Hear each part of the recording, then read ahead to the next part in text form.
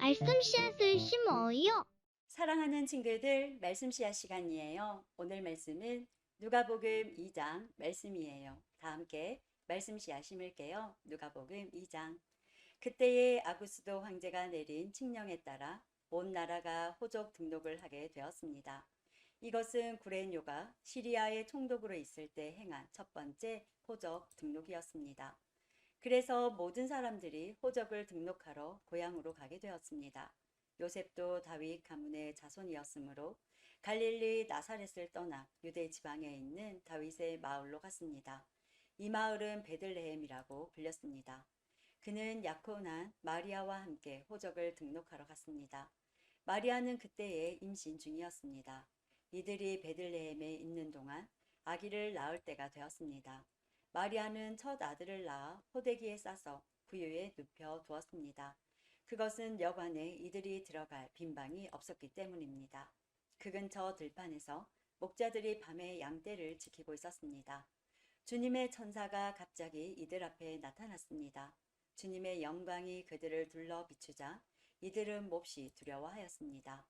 천사가 그들에게 말했습니다. 두려워 마라. 보아라. 모든 백성을 위한 큰 기쁨의 소식을 가지고 왔다. 오늘 다윗의 마을에 너희를 위하여 구세주께서 태어나셨다. 그는 곧 그리스도 주님이시다. 호대기에 쌓여 구유에 누워있는 아기를 볼 것인데 이것이 너희에게 주는 증거이다.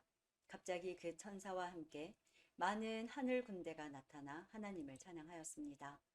높은 곳에서는 하나님께 영광, 땅에서는 하나님께서 기뻐하시는 사람들에게 평화. 천사들이 목자들에게서 떠나 하늘로 사라지자 목자들이 서로 말했습니다. 베들레헴으로 어서 가서 주께서 우리에게 알려주신 일이 일어났는지 확인합시다. 이들이 서둘러 가서 마리아와 요셉 그리고 구유에 누인 아기를 보았습니다. 목자들이 확인하고 이 아이에 대하여 자기들이 들은 것을 그들에게 이야기해 주었습니다. 목자들의 말을 듣고 사람들은 모두 놀랐습니다. 그러나 마리아는 이 모든 말을 마음속에 소중히 간직하였습니다. 목자들은 돌아가면서 천사들이 일러준 대로 자기들이 듣고 보았으므로 하나님께 영광을 돌리고 찬양을 드렸습니다. 태어난 지 8일째 되는 날에 아기는 할례를 받았고 그 이름을 예수라고 하였습니다. 이 이름은 아기가 뱃속에 있을 때에 천사가 일러준 것이었습니다. 모세의 율법에 따라 정결 예식을 치르는 때가 되었습니다. 마리아와 요셉은 예수님을 하나님께 드리려고 예루살렘으로 데리고 올라갔습니다. 이것은 주님의 율법에 다음과 같이 기록되어 있기 때문입니다. 첫 번째 태어나는 모든 남자아이는 하나님께 거룩한 자로 불릴 것이다. 또 마리아와 요셉은 비둘기 2마리나 어린 집 비둘기 2마리를 드려야 한다고 기록된 하나님의 율법에 따라 희생 제물을 바치려고 예루살렘에 올라간 곳입니다. 예루살렘에 시므온이라는 한 사람이 있었습니다. 이 사람은 의롭고 경건한 사람으로서 하나님께서 이스라엘을 위로하실 때를 기다리고 있었습니다. 성령께서 이 사람과 함께 하셨습니다. 성령께서 시므온에게 주 그리스도를 보기 전에는 결코 죽지 않을 것이라는 계시를 주셨습니다. 시므온은 성령으로 충만해져서 성전으로 왔습니다. 마치 마리아와 요셉이 율법의 규정대로 행하기 위해 어린 예수님을 성전으로 데리고 왔습니다. 시므온이 아이를 팔에 안고 하나님께 찬양하였습니다. 주님, 이제 주님의 종을 주님의 말씀대로 평화롭게 떠날 수 있게 하셨습니다. 제 눈으로 주님의 구원하심을 보았습니다. 주님께서 이 구원을 모든 백성들 앞에 마련해 주셨습니다. 이는 이방 사람들에게는 계시의 빛이며 주님의 백성 이스라엘에게는 영광입니다. 예수님의 아버지와 어머니는 시므온이 예수님에 대하여 말하는 것을 듣고 매우 놀랐습니다.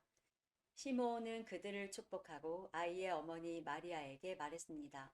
이 아이는 이스라엘의 많은 사람들을 넘어지게도 하고 일어서게도 할 것입니다. 또한 사람들의 비난을 받는 표적이 될 것입니다. 이 일 때문에 많은 사람들의 마음에 있는 생각이 드러날 것입니다. 그러나 당신의 마음은 칼로 쪼개듯이 아플 것입니다. 또 여자 예언자가 있었습니다. 이 사람은 아셀 지파의 바누엘의 딸인 안나였습니다.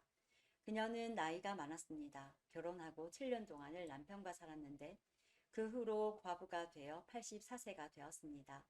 그동안 한 번도 성전을 떠나지 않고 밤낮으로 금식과 기도를 하여 하나님을 섬겼습니다. 바로 그때 그녀가 와서 하나님께 감사를 드리고 예루살렘의 구원을 기다리는 사람들에게 이 아이에 대해 이야기하였습니다. 아이는 주님의 율법에 따라 모든 일을 다 마치고 갈릴리에 있는 고향 나사렛으로 돌아왔습니다. 아이는 점점 자라고 튼튼해졌으며 지혜도 많아졌습니다. 하나님의 은혜가 아이와 함께하였습니다. 해마다 유월절이 되면 예수님의 부모는 예루살렘으로 올라갔습니다. 예수님이 12살이 되었을 때에도 유월절 관습을 따라 예루살렘으로 올라갔습니다. 유월절이 끝나고 집으로 돌아오는데 소년 예수님은 예루살렘에 남아 있었습니다. 하지만 부모들은 이 사실을 몰랐습니다. 단지 그들은 예수님이 일행들 속에 있을 것으로만 생각하고 있었습니다. 그렇게 하루 정도 길을 간 후 요셉과 마리아는 예수님을 친척들과 친지들 가운데서 찾기 시작했습니다. 그러나 예수님을 발견하지 못하자 예수님을 찾으러 다시 예루살렘으로 되돌아갔습니다. 3일 뒤에 그들은 성전에서 예수님을 발견하였습니다. 예수님은 성전에서 율법 학자들 사이에 앉아서 듣기도 하고 묻기도 하면서 계셨습니다.